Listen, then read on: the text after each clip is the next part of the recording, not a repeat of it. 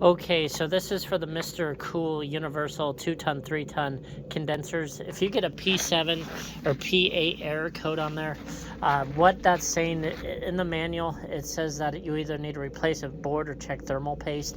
It doesn't really say anything. I didn't see anything on YouTube, so I'm gonna do this quick video.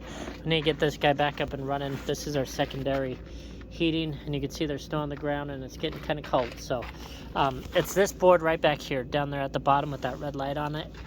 What you want to do is replace or take out the 4 screws there, and I just use this little screwdriver to do all of it. It's a pain in the butt, but it worked. But take off the 4 screws, and then you're going to have 4 more screws right by, there's going to be 2 of them right by these 3 wires here, and then 2 of them right by this white and yellow wire. All those need to come off. Just be careful because they do fall down. So take those guys off, replace the board, throw it back on, and that'll take care of your P7 or P8 error with the Mr. Cool condenser. Thanks.